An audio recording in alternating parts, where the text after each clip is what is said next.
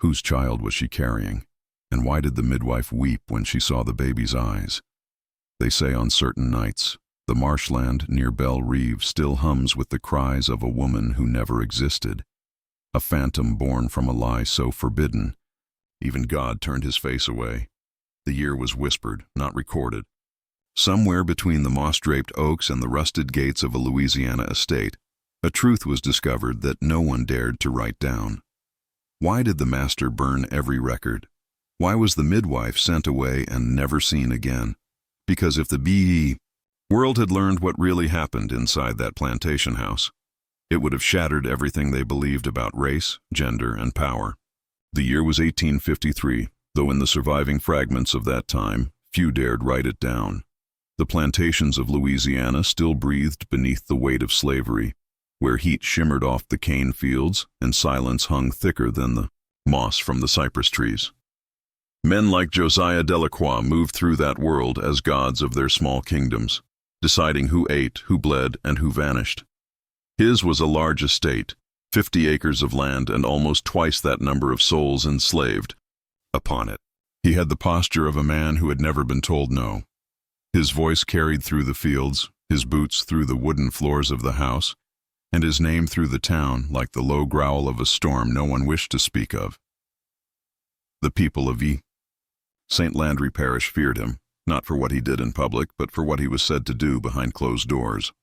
They said he believed everything could be owned: men, women, silence, even the shape of another's soul. And yet, for all his wealth, his household was marked by an emptiness that no one failed to notice. His wife, Eveline, once the pride of his fortune, had grown pale and withdrawn. She drifted through the corridors like a ghost of her former self, speaking softly to no one, eating less each week, and flinching when her husband's shadow passed near the door. The couple's marriage, born of convenience and lineage, had become a prison of formality and dread. When a traveling trader arrived one summer afternoon, his wagon creaking under the weight of chained men and women, Josiah found in him the opportunity to quiet a different kind of rumor. The trader presented his stock like livestock, hefting arms, prying open mouths, twisting faces toward the sun. Then, near the back of the wagon, stood a figure that made Josiah pause. A young woman, light-skinned, her frame slight, her expression unreadable beneath a linen bonnet. Her name, the trader claimed, was Lila. 20 years old, quiet, obedient, and skilled in sewing. Josiah observed her carefully, noting the stillness in her gaze, the way she neither trembled nor met his eyes fully. She seemed composed, too composed. But Josiah, like most men of his station, was not one for reading what he could not dominate. He purchased her on the spot. A fine addition, he thought, to the domestic staff of the house, a gentle hand for his wife's chambers, perhaps a quiet presence to ease Eveline's lingering melancholy. He did not know that he had just invited into his home the one secret capable of undoing everything he believed about power, gender, and control. From the moment Lila arrived, the air in the house changed. The servants noticed first.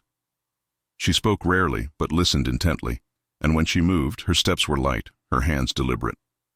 Unlike most new arrivals, she showed no confusion over her duties. She seemed to understand instinctively where things belonged, how Eveline liked her tea, and which rooms required quiet. It was as if she had lived there before, or as if she had been preparing all her life to exist unnoticed. The housekeeper remarked that she was too calm, too self-contained, for someone newly purchased. The field hands whispered that she prayed differently, that sometimes they heard her humming strange hymns in the dark, songs that sounded neither African nor Christian, something in between. Eveline, however, found herself drawn to her. She said Lila's presence made the rooms feel less hollow. At first, she merely asked the young woman to assist with her gowns or tidy the library. But soon, Eveline began lingering by the sewing table, pretending to read as Lila worked. When Josiah was away on business, she would invite her into the garden, speaking to her of trivial things: flowers, weather, the slow decay of summer into autumn. What began as an innocent companionship grew into something the house could not name aloud. Josiah noticed the change in his wife, though he misread its source. He took her renewed color for gratitude, her faint smile as proof that the household was at last restored.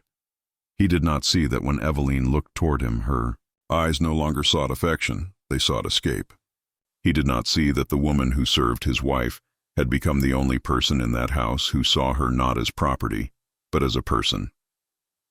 Still, something about Lila unsettled him. One evening, after supper, he caught sight of her carrying a basin of water to the upper quarters. Her sleeves were rolled high, revealing arms leaner and more defined than any woman's he'd seen. He dismissed it, blaming the candlelight or his own unease. But the thought lingered. It was not the first time Lila had made him question what he was seeing. Her eyes, steady, almost defiant, reminded him of something he could not place. Weeks passed. Eveline's laughter returned, faint at first, then clearer. She dined more often, slept without medicine, and began to hum in the evenings. Josiah, busy with trade contracts and harvest accounts, considered it divine mercy. He thanked God for her recovery, never asking whose hands had truly healed her spirit. But beneath the surface, a quiet current of danger began to move. The other servants whispered of strange sounds in the night, footsteps leading to the mistress's chambers, voices behind closed doors, the creak of floorboards too light to be a man's stride, too heavy to be a woman's. A housemaid once claimed to see Eveline emerging from the servants' quarters before dawn, her hair unpinned, her eyes wet with something that was not sleep. No one dared repeat it. Lila's disguise had always been her shield. From the time she fled her plantation in Georgia, the garments of womanhood had been her armor against capture. She had learned to move with grace, to pitch her voice high, to avoid the watchful gaze of men who saw women only as possession. Every gesture, every silence, every fold of cloth had been a decision of survival. In this house, however, she began to forget to guard it so tightly. Eveline's kindness had done something dangerous. It made her feel seen. It made her forget that her existence depended on illusion. The irony was cruel. In the one place where Lila had found something resembling safety, her secret now stood on the edge of discovery. Every moment of compassion from Eveline tightened that noose. The closer they became, the more impossible concealment became. And yet, neither could stop. Josiah's growing suspicion found fuel in small accidents. A missing comb in his wife's quarters. A note written in an unfamiliar hand.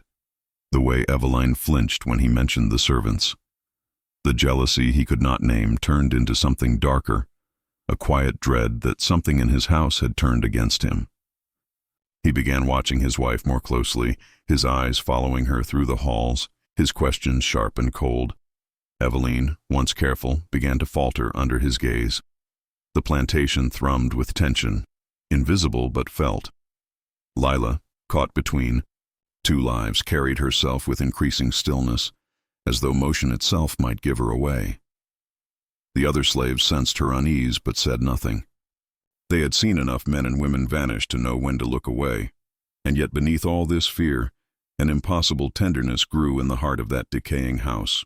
Two souls, one bound by law, one by marriage, met in secret, finding in each other what the world had denied them both: recognition. In the quiet hours of night, when the wind pressed against the shutters and the frogs hummed through the marshes, they whispered dreams that had no place in that century. Neither understood the cost that such intimacy would demand. They only knew that for the first time, they felt human. The walls of the Delacroix estate had always been silent, yet now they listened. The servants carried their whispers softly, knowing the house had ears, old wood that groaned when secrets passed through it. Josiah's long absences, his trips to Baton Rouge and New Orleans for business, left Eveline to drift through the endless halls like a restless ghost. In those stretches of solitude, something changed in her. The woman who once avoided her own reflection began to linger before mirrors again. She spoke more gently to the maids, took long walks through the orchard, and most of all, she spent her afternoons in the sewing room, where Lila often worked by the tall window overlooking the marshes. It started with simple requests.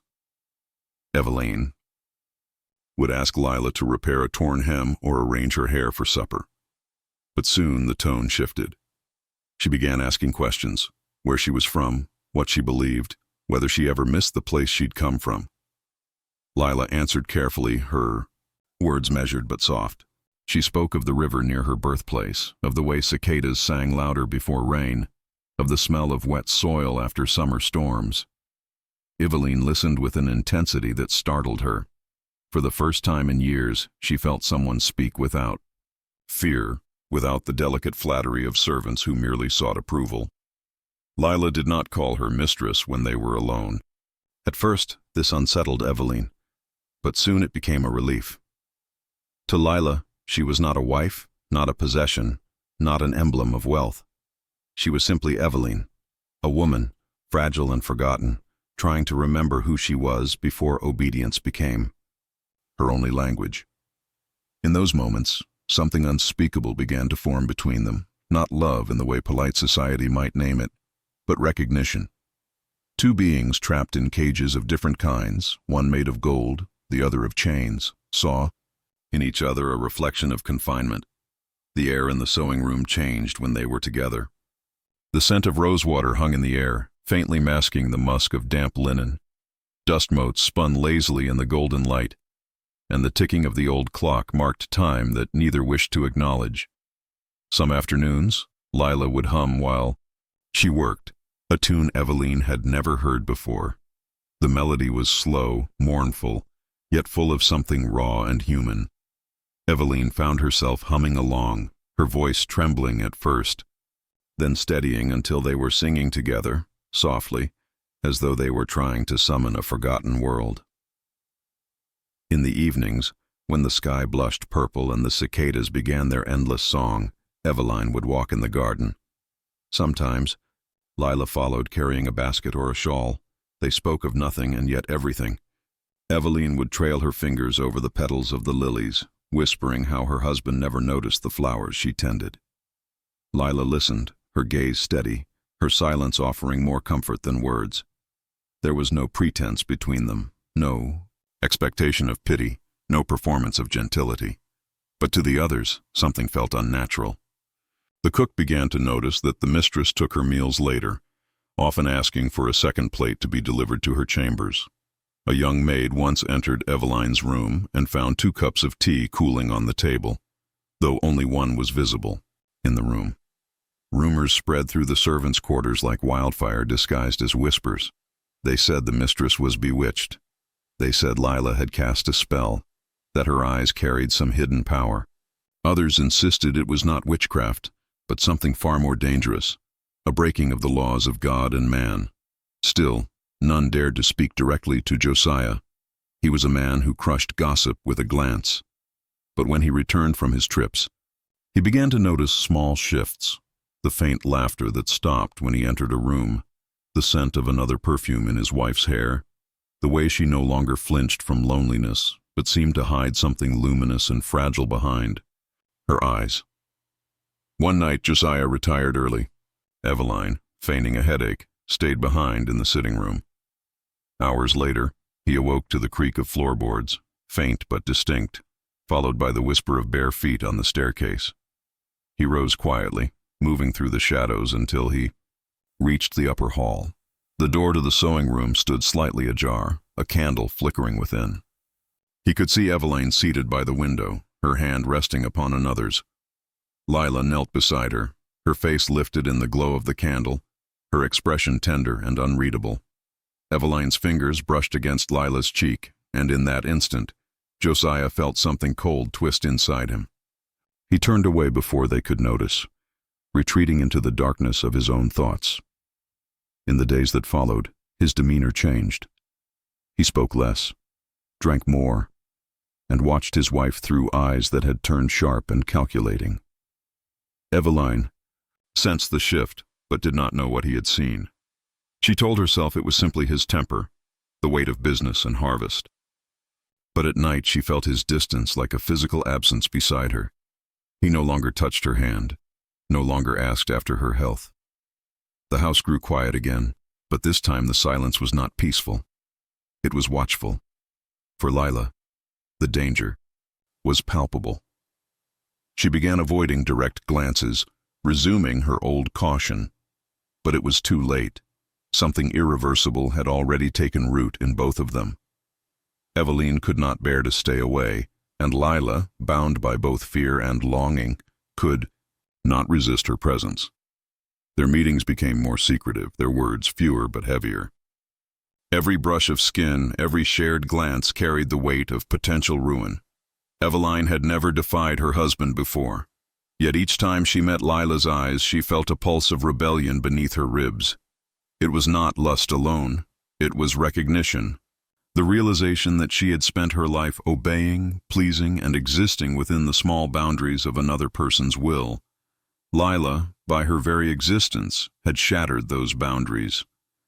She embodied a freedom Eveline had never imagined, a person who had remade herself to survive, who lived between worlds, untamed by either. The tension in the house grew unbearable. One afternoon, as a storm brewed on the horizon, Josiah returned, earlier than expected. Rain pounded the windows as thunder rolled over the plantation. He entered the parlor to find his wife seated alone, sewing with trembling hands.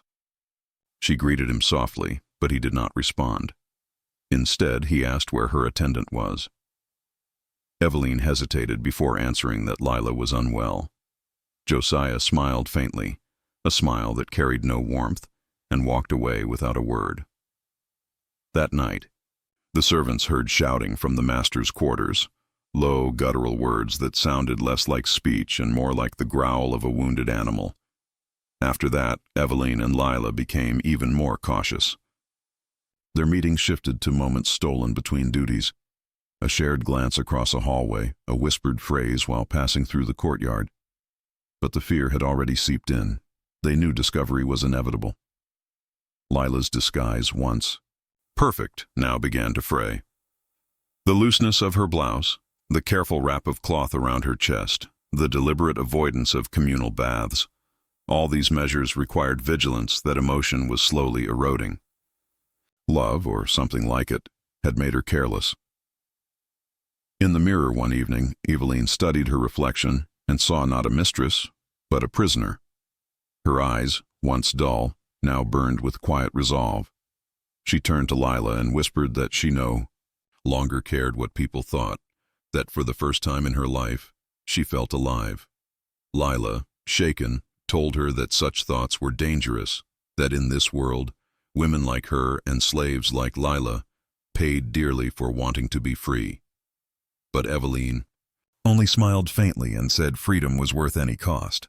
Neither of them knew how soon that cost would come due. The house was already whispering against them. The cook crossed herself when their names were mentioned together. The overseer muttered about strange influences in the house, and Josiah Delacroix, whose pride had never been challenged, was quietly preparing to reclaim control over both his wife and his property, no matter what truth had to be buried to do it. The whispers began as faint as breath, slipping through the cracks of the old house like drafts of cold air. The servants heard them first, murmurs about footsteps at ungodly hours, about candlelight flickering beneath the mistress's door, long after her husband had gone to bed. The housekeeper, a stern woman who had seen too much to be surprised by anything, started crossing herself whenever she passed the east corridor at night. Something was happening in the Delacroix household, something that the walls were not meant to contain. In a world where silence was a form of survival, even whispers carried the weight of danger. Among the enslaved, gossip traveled cautiously, layered with superstition. They said the mistress had found comfort not in prayer, but in the arms of someone forbidden. Others claimed the new girl, Lila, was not what she seemed, that she had come to the house carrying something unholy, something that made the air feel different when she walked past. Some said she was born under an eclipse, that her eyes held both day and night. The truth, too dangerous to name, grew legs and wandered through the plantation like smoke. It was a field hand named Amos who first swore he'd seen something he shouldn't. He had risen early, before the roosters called, and while passing the rear quarters, he spotted a faint light near the mistress's balcony.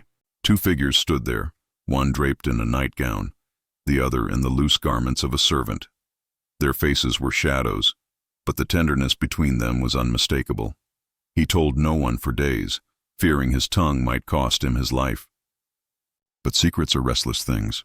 They want to be spoken. Soon the story spread among the workers like a fever no medicine could cure. Inside the house, Eveline felt the change in the air. When she entered a room, the conversations halted half a beat too soon. The servant's eyes lingered, not with respect but curiosity. Even Lila felt it, the sudden stiffness in others' posture, the way conversations would quiet when she approached. She tried to remain invisible as she always had, but invisibility only works when no one is looking for you. Now, it seemed every gaze was sharpened with suspicion. Eveline tried to convince herself that the servant's glances meant nothing. She told herself that love, or whatever name she dared not speak, was its own kind of sanctuary. But in the South of 1853, sanctuary did not exist for women like her or for people like Lila. Love between a mistress and a slave was an abomination in the eyes of society, and love between two women, worse still, between a white woman and someone of mixed race, was unthinkable. If the truth came to light, there would be no forgiveness, only ruin. But the heart is a reckless organ. It beats against reason, against law, against the terrible machinery of power that defines who is allowed to feel. Eveline began sneaking away from the dinner table earlier, pretending fatigue. Lila would wait in the sewing room or the small garden shed behind the stables, a lantern glowing faintly between them. Their meetings were brief but intense, hands brushing, whispered words trembling in the dark. Eveline confessed how trapped she felt, how Josiah's touch made her feel like a possession rather than a person. Lila, in turn, spoke of survival, of years spent running, of the price she paid for pretending to be what others wanted to see. Still, beneath the tenderness, fear thickened. They both knew discovery was inevitable. The plantation was a living creature, its every breath recorded, its every tremor noticed. Nothing stayed hidden forever in a house that thrived on hierarchy and ownership. And then came the night that changed everything. The storm had rolled in from the Gulf without warning. Rain hammered the roof as lightning split the sky. The servants hurried to secure the shutters, but the wind still moaned through the cracks like the wail of something ancient. Eveline could not sleep. The thunder seemed to shake her bones, and in the flickering lamplight she thought of Lila, alone in her quarters at the edge of the property. She rose, wrapped a shawl around her shoulders, and slipped from her bed. The corridor was dark, the air heavy with the scent of rain-soaked wood. Her bare feet made no sound on the polished floors. Outside, the fields glowed faintly under the storm's light. She found Lila awake, standing by the small window, the candle nearly burned down to its wick. When Eveline entered, she turned, startled but said nothing. The silence between them was thicker than the storm outside. Eveline reached out, her trembling hand brushing the side of Lila's face. What happened next would never be written, though the house itself seemed to remember it. The walls, the floorboards, the night air heavy with their breath. It was not passion born of impulse but of desperation. Two souls grasping at the only warmth left to them in a world designed to freeze them both. Outside, the thunder masked every sound. When the storm finally passed, dawn crept through the curtains, and Eveline returned to her room before the servants stirred. But not all storms pass quietly. The following week, a maid cleaning Eveline's chamber found a ribbon that did not belong to her. A simple strip of linen tied in a knot the way only the housemaids did. She told the housekeeper, who told the overseer, who told no one else directly, but let the implication settle where it would be heard. By the time the words reached Josiah's ears, they were twisted, charged with humiliation and accusation. The master did not confront his wife immediately. He waited, studying her, watching for cracks. Eveline, unaware of how close the danger had crept, continued to meet Lila, though less often. She began to notice strange things. A locked door she was certain had once been open, the distant echo of footsteps following her at dusk. the sudden presence of Josiah's eyes watching from the veranda as she crossed the courtyard. Lila grew more cautious, her nerves stretched thin. The old instincts of flight returned to her, but this time there was nowhere to run. She could not leave without exposing herself. One afternoon, while gathering laundry near the well, Lila overheard two field hands whispering about a reckoning. The master, they said, had discovered something, though what exactly he knew remained uncertain. Fear seized her. That night when she went to Aveline, her hands were trembling. She urged her to end it, to distance herself before it was too late. Eveline refused. She said she could not go back to the silence she'd lived in before. She said the world had already punished her enough for being alive. Days later, the rumors reached their final poisonous form. The servants said the mistress was cursed, that her womb had been touched by something unholy. They said the master had consulted the local preacher, who warned that wickedness was breeding beneath his roof. By then, even the midwife who tended to the women in the quarters began praying over the house. The whispers had grown teeth. Josiah began spending nights in his study, drinking alone, his temper unpredictable. He interrogated servants at random, asking where his wife spent her evenings, what she spoke of, whether anyone had seen her with that one. No one dared answer truthfully, but their silence to him was confirmation enough. The atmosphere in the house thickened until it felt like a held breath. Eveline could barely sleep. The air seemed colder, the candlelight dimmer, as if the world itself were drawing back in anticipation of the inevitable. One night, when she crept toward Lila's quarters, she found the door already ajar. Lila sat on the edge of her narrow bed, her face buried in her hands. She did not look up when Eveline entered. She whispered that it was over, that Josiah knew, that the only question left was how he would destroy them. Eveline knelt beside her, trying to soothe her, promising they could leave, though both knew escape was impossible. Outside, a whip cracked. In the distance, echoing across the fields, a sound that had always belonged to the rhythm of the plantation, but now felt like a warning. The rumors that had once been whispers were now the house's only language. Every step, every breath, every look was being watched. And somewhere in the darkness of his study, Josiah Delacroix sat alone, turning over the same thought in his mind. What punishment fits a betrayal that no man should ever have to imagine? When word of the pregnancy began to circulate among the plantation quarters, it was met first with disbelief, then with something closer to dread. On a plantation ruled by silence, every whisper carried risk, yet the slaves could not help but speak of it. The mistress of the house was with child again, though her husband had long since turned his interests elsewhere. The master had been distant, cold, his affection toward his wife a performance more than a passion. But now, somehow, she was heavy with life. The timing, the gossip, and the glances told their own story, though none dared to say it aloud. One question began to curdle in the minds of those who saw too much. If not the master, then who? The overseer noticed it first in the mistress's behavior. She was softer, radiant in a way she had not been for years. Her laughter carried faintly across the veranda at night, followed by a low murmur of voices. And when she walked in the garden during the early hours, her handmaiden was never far behind. Her head bowed, her steps careful, as if afraid to be seen yet unwilling to leave her side. That handmaiden was the slave everyone called Lila. Young, graceful, delicate in movement, with features that, in candlelight, appeared almost androgynous.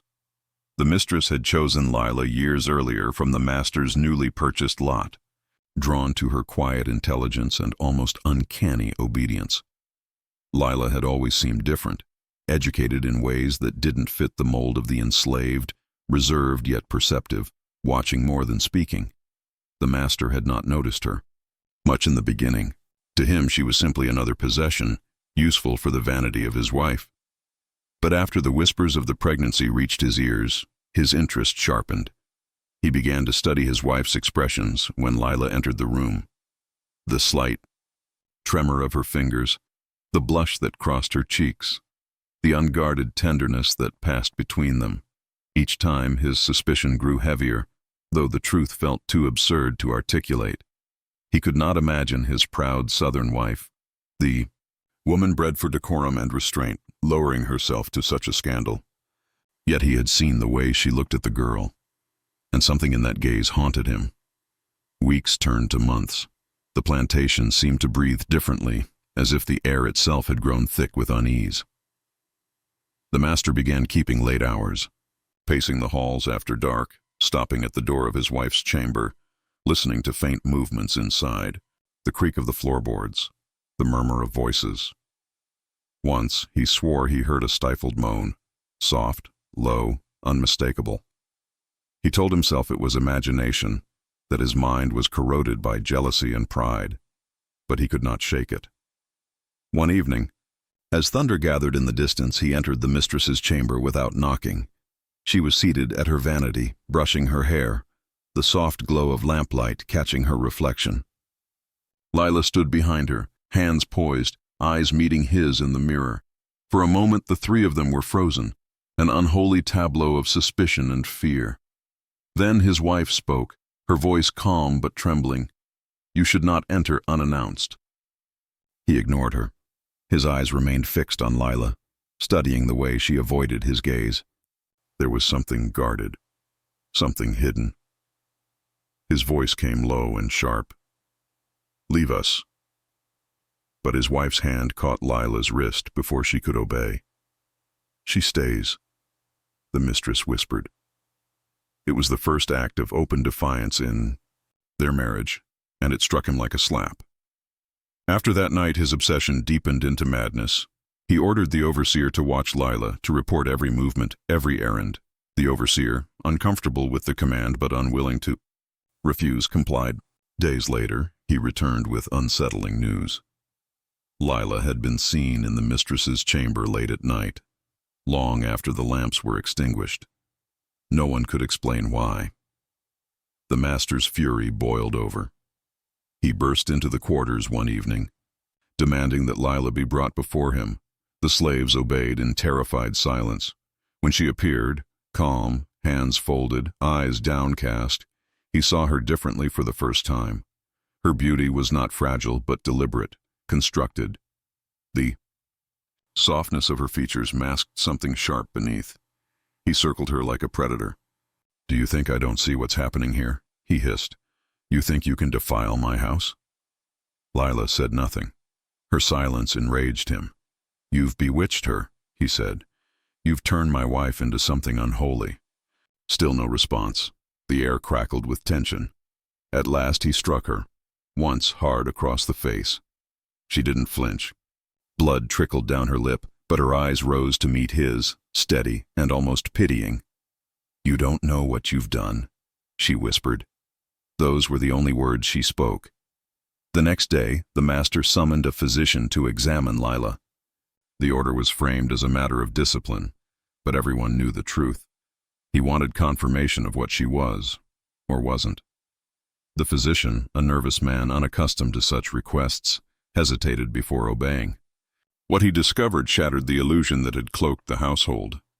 Lila, the girl the mistress had chosen, the servant who had shared her bed, was no girl at all.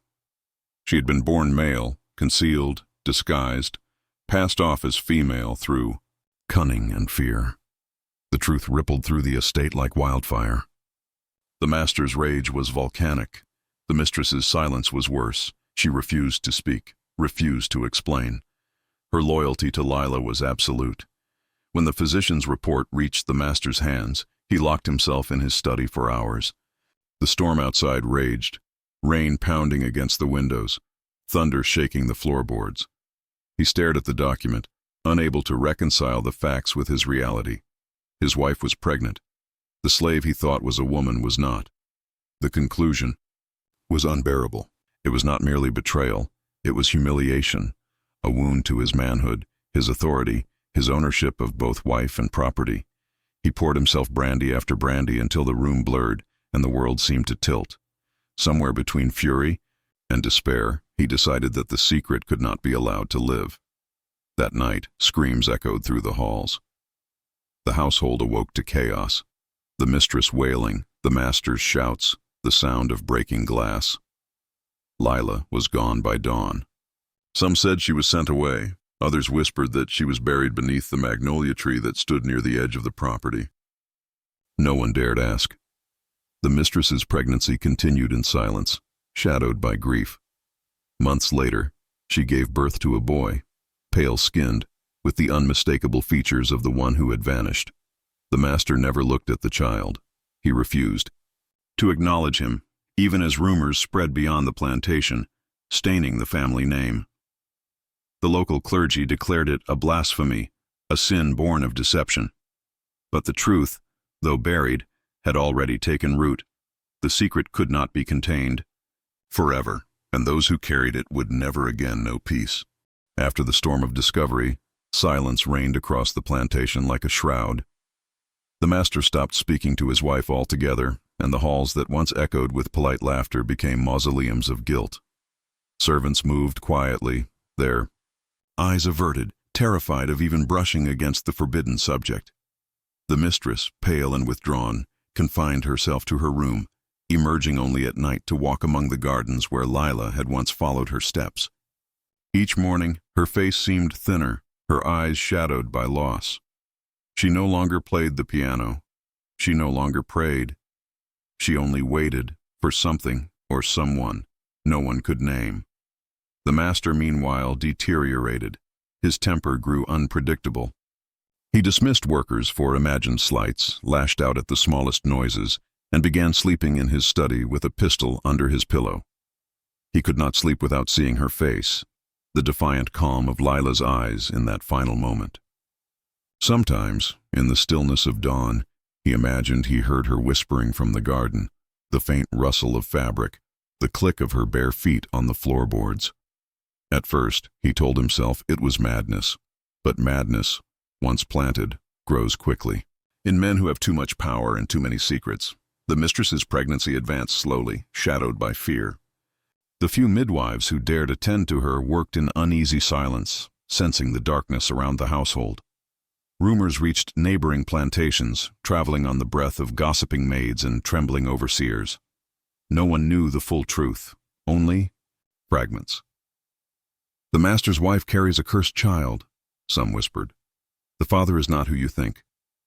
Others, lower still, muttered that the child was the devil's mark upon the family, punishment for sin disguised as love.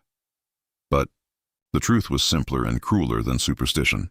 The mistress had fallen in love with the only person who had ever seen her. Her husband saw her as property, the neighbors saw her as an ornament.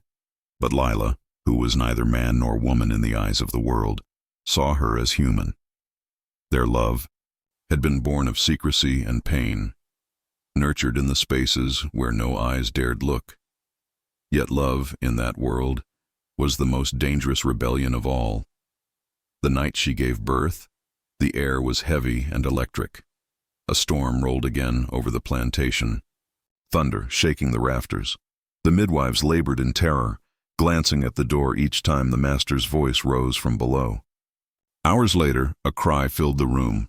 A boy, small but healthy, with the faintest resemblance to the woman who once walked the halls as a servant. The mistress held him close, tears streaming silently. She named him Elias. The master never spoke the name. For months he refused to see the child. He ordered the nursery closed, forbade his wife from bringing the boy to the table, and spent long hours drinking on the porch, staring into the woods where the magnolia tree stood. Beneath that tree, rumor said, Lila lay buried. The servants avoided it after sunset, swearing they saw a shadow move there, a pale figure gliding between the trees. Some said they heard lullabies in the wind, soft and mournful. But one person did visit the tree, the mistress. Every week she would walk, barefoot to the edge of the woods, carrying a single white magnolia. She would kneel, press her palm to the earth, and whisper as if to someone who might still hear. She told her husband she prayed there for forgiveness, but the overseer once saw her laughing softly through her tears, as if sharing a secret with the dead.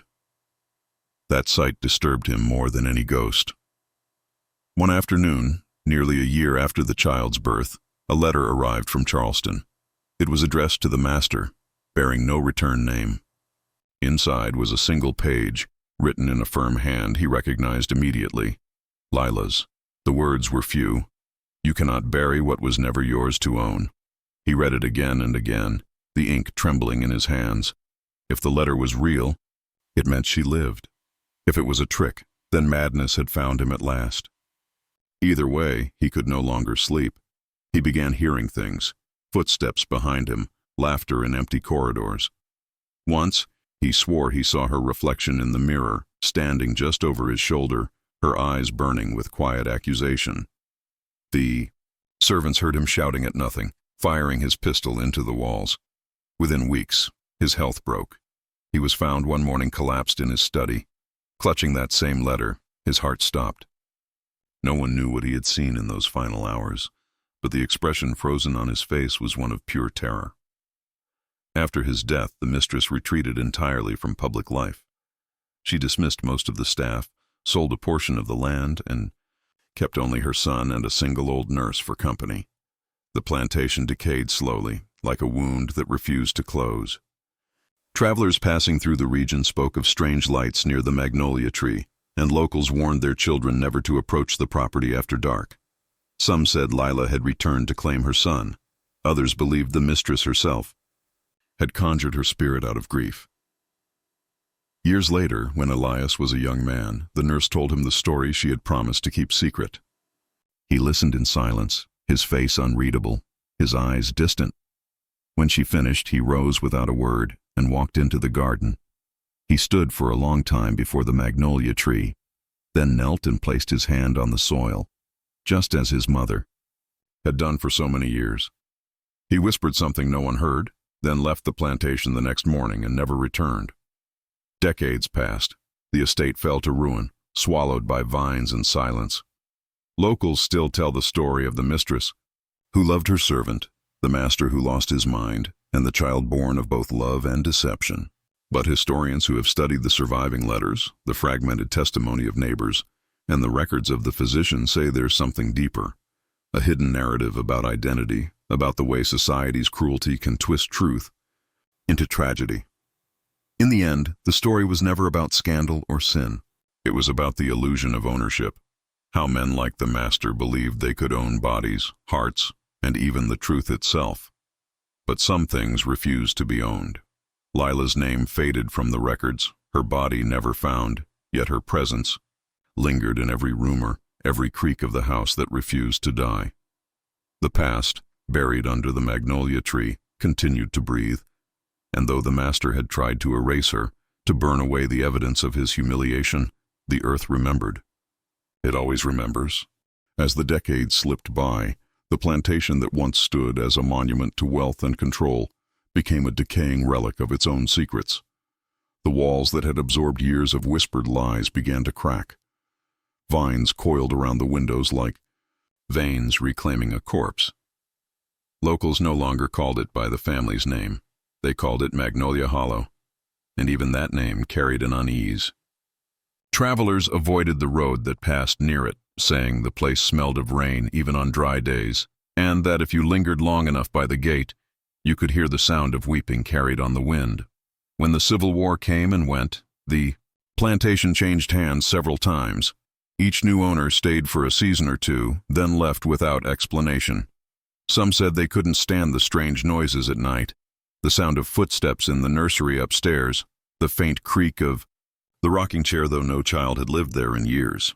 Others swore they saw a figure moving near the magnolia tree at dusk, a slender shape, neither man nor woman, half hidden by fog. By then, the story of Lila had become local legend, told in pieces that shifted from generation to generation.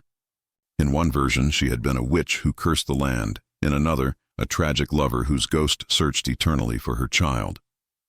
But the truth, as it always does, had been softened and distorted until only fragments of reality remained. Years later, a northern historian named Clara Denham arrived in the region to collect oral histories of antebellum plantations. She had heard of Magnolia Hollow from a traveling preacher who claimed the place was cursed by sin disguised as love. Intrigued, she visited the property. What she found was ruin. Half the roof caved in, the stairs collapsing, the air thick with mold and memory. Yet beneath the decay, something persisted, as if the house itself refused to forget. Clara felt it the moment she crossed the threshold, the faint scent of magnolias mixed with the metallic tang of something older, like dried blood.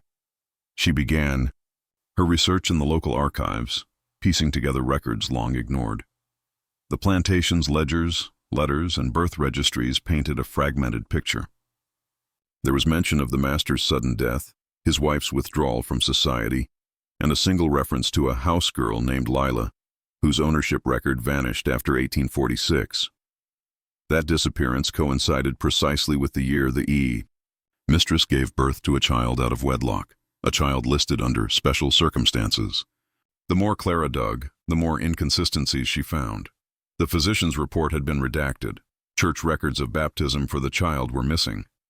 Yet every surviving witness described the mistress as changed after that year, gentler, sadder, and often seen wandering to the magnolia tree with flowers clutched in her trembling hands. Clara interviewed the descendants of neighboring families, old men and women whose memories blurred between truth and folklore.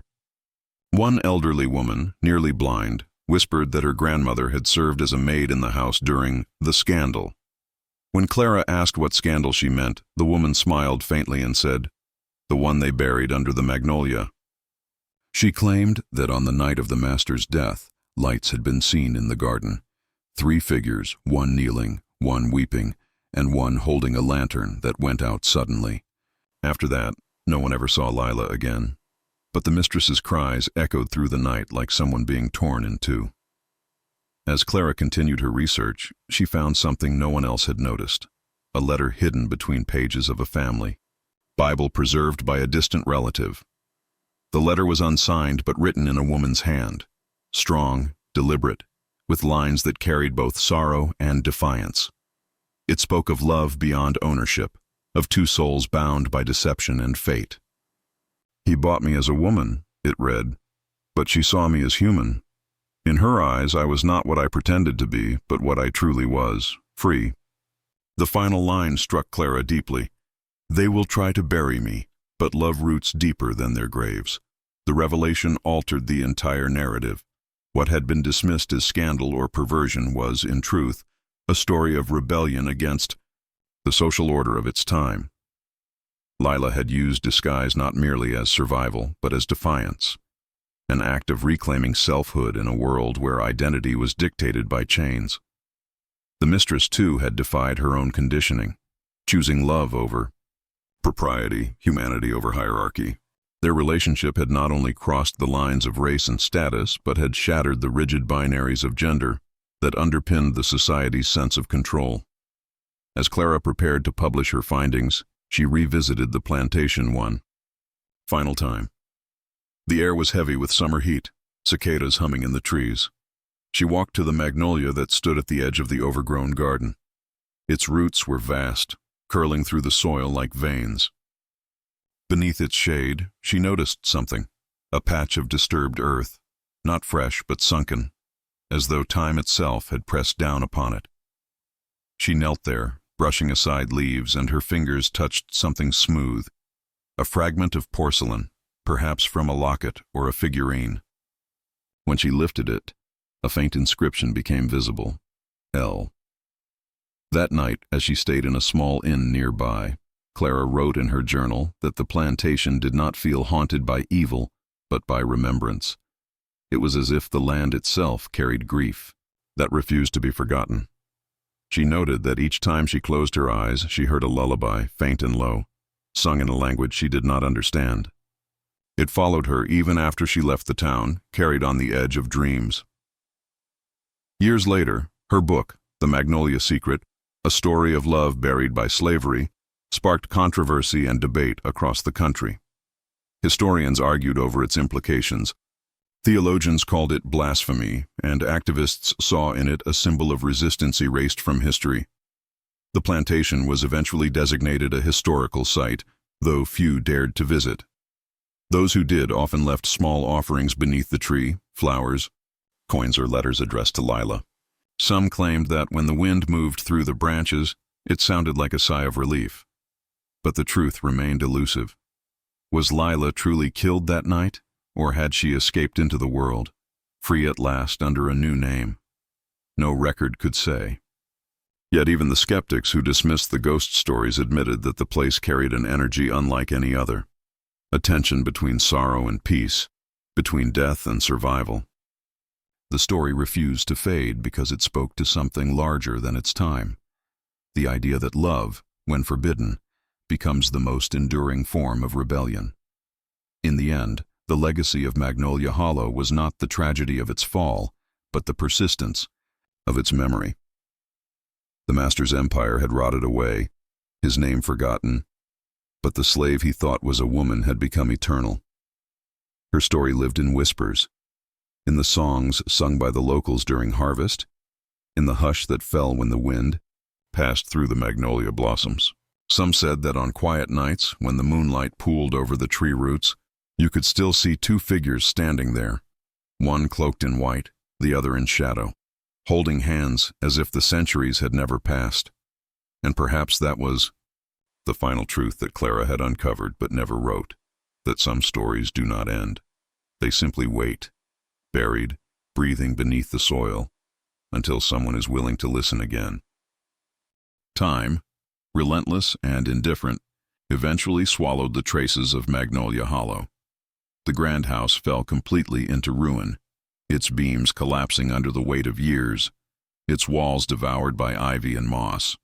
Yet, as so often happens with stories too dark to die, the tale of the master, the mistress, and the slave named Lila survived, warped, retold, and reinterpreted by each generation that dared to whisper it. The plantation itself became a legend more than a place. Locals spoke of it in the same breath as curses and hauntings, their voices low and reverent, as though uttering the names of the dead might stir them awake. By the dawn of the 20th century, Magnolia Hollow had been reduced to little more than an overgrown patch of land, its boundaries erased by new roads and farmland. The magnolia tree, though, still stood.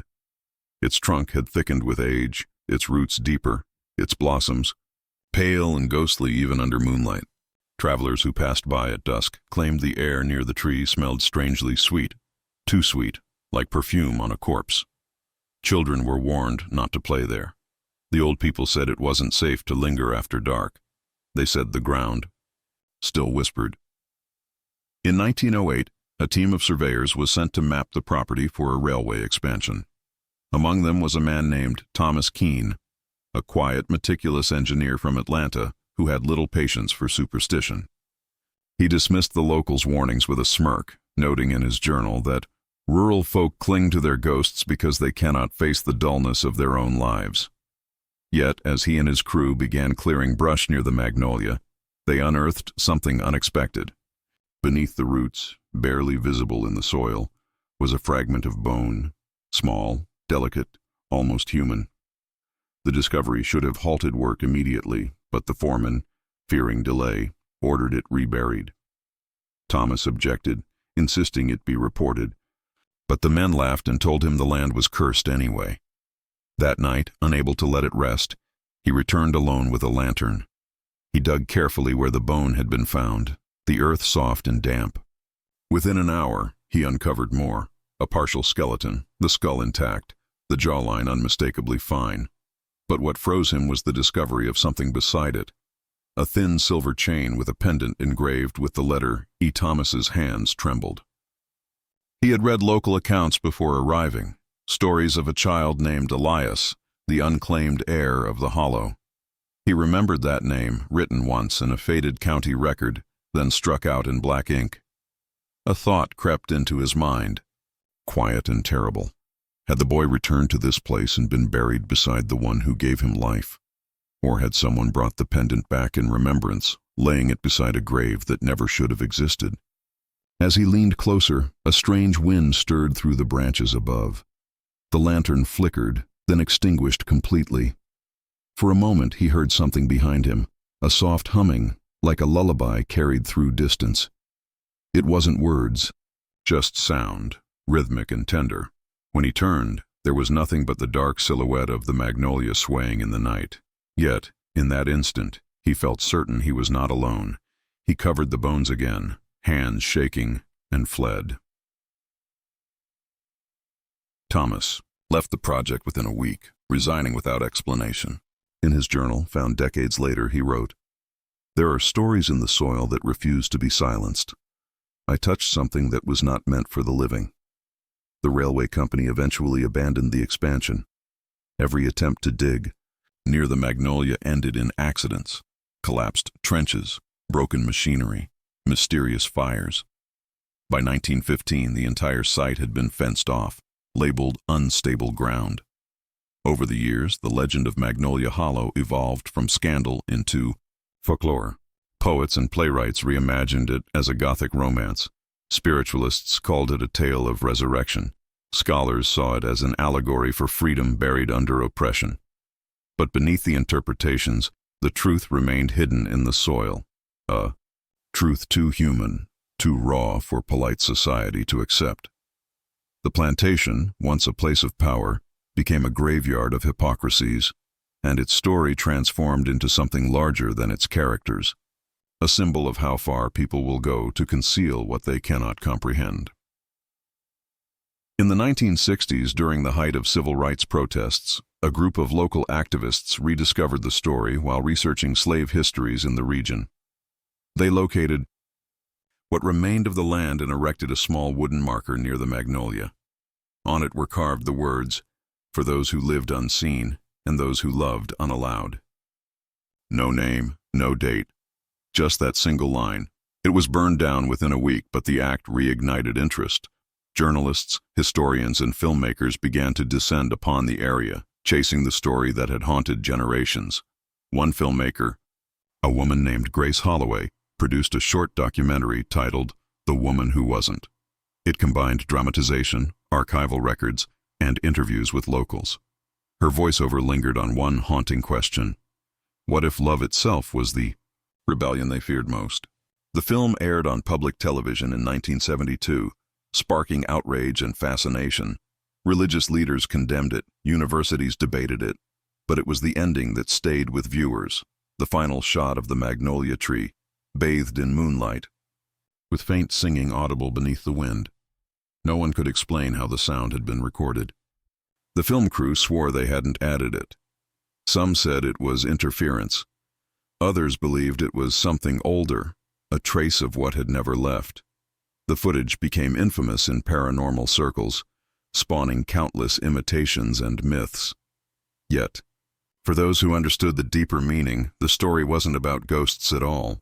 It was about the persistence of truth, about voices buried beneath history's polite silence that refused to stay quiet. By the 21st century, the ruins of Magnolia Hollow had all but vanished. Satellite images showed only forest and tangled roots. Yet once every few years, someone would stumble upon the place. A hiker, a historian, a dreamer. They'd find the remnants of a stone foundation, fragments of glass, and occasionally, if the soil was wet enough, the glint of something silver beneath the dirt. Many took nothing, fearing what it might bring. A few who did reported strange dreams afterward, visions of two figures beneath a magnolia tree, holding hands, one dressed in white, the other cloaked in shadow. And still, the story endures. Not as a love story, not even as a tragedy, but as a mirror. It reflects the ways humanity builds prisons from its own fears, of difference, of desire, of the truth that refuses to conform.